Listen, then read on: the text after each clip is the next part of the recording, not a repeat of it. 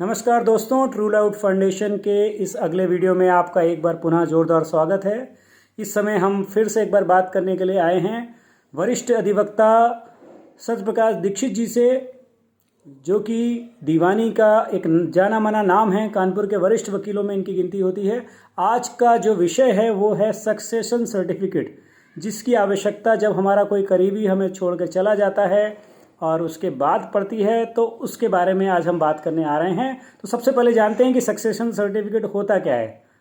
सत्यप्रकाश दीक्षित जी।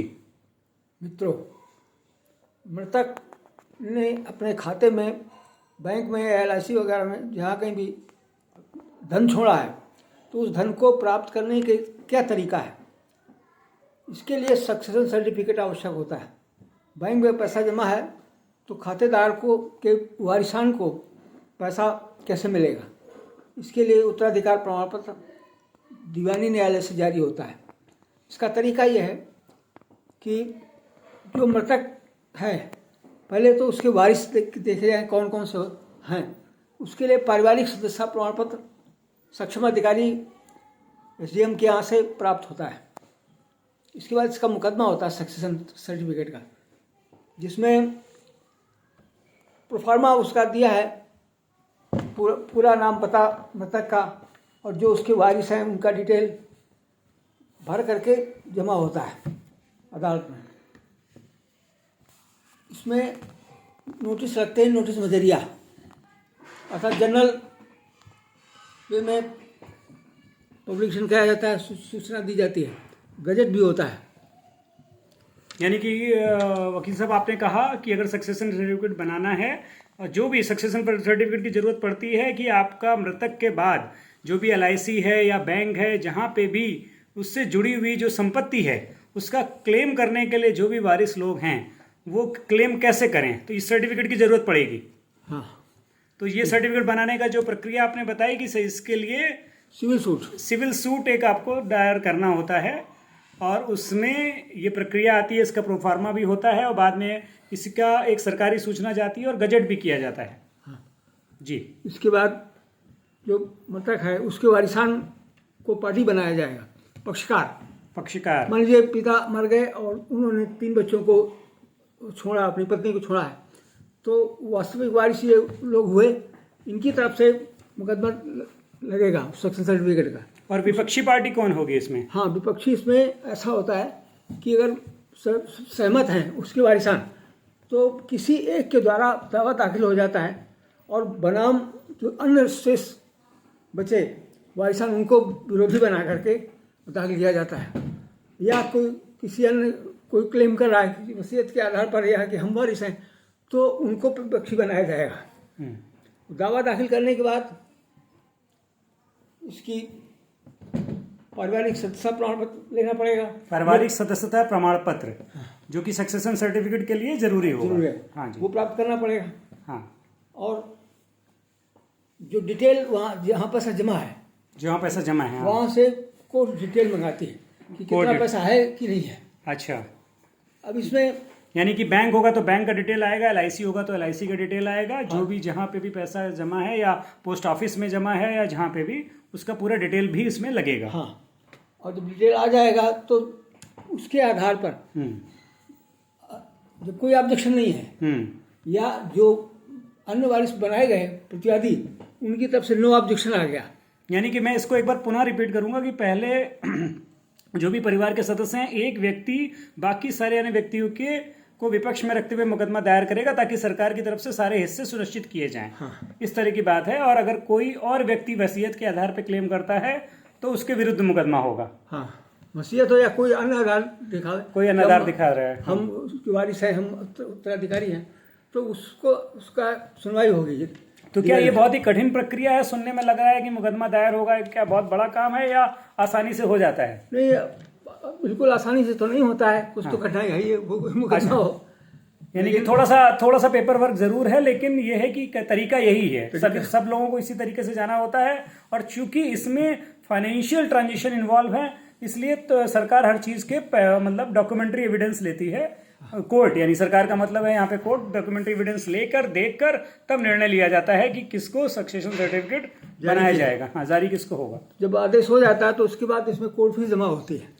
आदेश के बाद एक कोर्ट फीस, ये जितना अमाउंट है उसके आधार पर कोर्ट फीस की एक निर्धारित शेड्यूल है, सूची है। अच्छा, यानी कि जो सूची जो कि कोर्ट ने निर्धारित की है कि अगर इतने अमाउंट का क्लेम आप कर रहे हैं तो इतना कोर्ट फीस जमा होगी। जैसे अगर मान लीजिए 20,000 तक है तो 1 से लेकर 20,000 तक का जो परसेंटेज होगा वो 2.5%। अच्छा, यानी कि 1 से 20,000 तक 2.5% कोर्ट फीस लगेगी। हाँ। उसके ऊपर है 20,000 से 50,000 तक, 20,000 से 50,000 तो तक 3.5%। ओके, 2.75% लगेगी। इसके बाद 50,000 से फिर 1 लाख का जो अमाउंट बना उस पर 4.5%।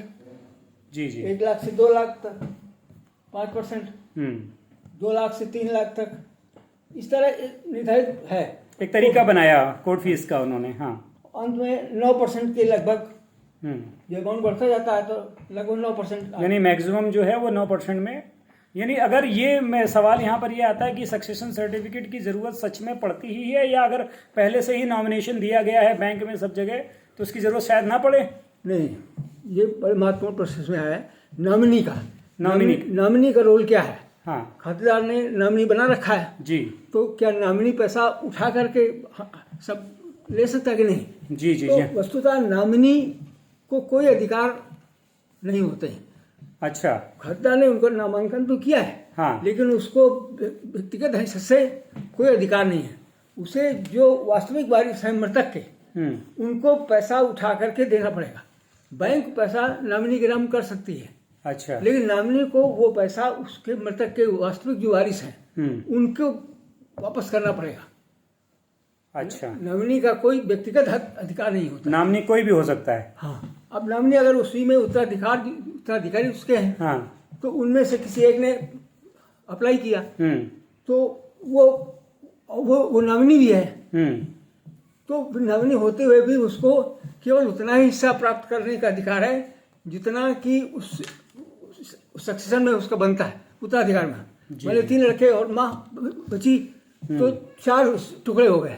1 लड़का नॉमिनी है, तो जो लड़का नॉमिनी है वो अपना 1/4 भाग तो ले सकता है, उसका अधिकार है, लेकिन बाकी जो पैसा है वो मृतक के वारिसान में उसको बांटना पड़ेगा। जी जी, ये बड़ी महत्वपूर्ण बात है जो मुझे समझ में आ रही है कि यहाँ पर रोल जो नॉमिनी का है वो सिर्फ ये है कि वो थोड़ा सा बैंक का जो प्रोसीजर है उसको आसान तो जरूर करेगा, लेकिन बाद में उसको सारा पैसा उनके उत्तराधिकारियों को ही देना है। नॉमिनी पूरा पैसा, नॉमिनी होने से पूरा पैसे पर उसका हक हो गया, ऐसा नहीं है। ऐसा नहीं, बिल्कुल नहीं। हाँ, तो ये बहुत इंपॉर्टेंट पार्ट है कि नॉमिनी अगर कोई भी है तो जैसे हम लोग मन में ये मान लेते हैं कि हमने नॉमिनेशन कर दिया है, नॉमिनी किसी को बना दिया है तो हमारा पैसा पूरा उसको मिल जाएगा, ऐसा नहीं होगा। ऐसा नहीं होगा, यानी कानून अधिकारी वो नहीं है, कानून नहीं है, पर अगर कोई क्लेम करने नहीं आया तो उसको बैंक दे देगी और बैंक की जिम्मेदारी खत्म हो जाएगी। ऐसा होता है। तो ये बहुत ही महत्वपूर्ण बात थी। और जो सक्सेशन सर्टिफिकेट को लेके आपने बताया, तो एक बार पुनः उसको एक रिकैप कर दीजिए कि पूरा क्या प्रोसीजर रहेंगे। तरीका है उसका, मिसलेनियस सूट फाइल होगा। मिसलेनियस सूट फाइल होगा, हाँ, जुडिक्शन के आधार पर सिविल जज जूनियर डिवीजन, सिविल जज सीनियर डिवीजन किसी के दाखिल होगा जी। और उसमें एक तो एप्लीकेंट होगा, बाकी उसके अन्य लोग विरोधी पार्टी बनाए जाएंगे। जी जी जी, उनको समन जाएगा, समन नोटिस में दिया जाता है, और अखबार में गजट होगा। अखबार में गजट भी होगा। किसी को कोई आपत्ति हो इन जनरल, हाँ, तो वो आपत्ति लगा सकता है। आपत्ति नहीं आई तो अन्य लोगों की तरफ से नो ऑब्जेक्शन होगा, और परिवार सदस्यता प्रमाण पत्र देना पड़ेगा कि हम मृतक के परिवार के हैं जी, ये शो करने के लिए। और आदेश हो जाएगा जब नो ऑब्जेक्शन लग गया, साक्ष्य देना पड़ेगा उसको कि हम कैसे वारिस हैं, कैसे वारिस, ये तो बताना पड़ेगा ना, अदालत को सिद्ध करना पड़ेगा। तो उस आधार पर सक्सेशन सर्टिफिकेट जारी हो जाएगा। कोर्ट फीस लगती है, जितना अमाउंट है उसके आधार पर जो निर्धारित की गई कोर्ट फीस है वो लगेगी, उसी पर टाइप होकर मिल जाएगा आदेश। चलिए, बहुत अच्छी बात आपने बताई। तो सक्सेशन सर्टिफिकेट से जुड़ी हुई ये सारी जानकारियाँ बहुत ही महत्वपूर्ण हैं और मुझे पूरी उम्मीद है कि हमारे दर्शकों को ये जानकारी ज़रूर काम आएगी। तो आगे कभी भी इस तरह की ज़रूरत पड़ती है तो इस बारे में और भी महत्वपूर्ण जानकारी लेके हम लोग आते रहेंगे। धन्यवाद।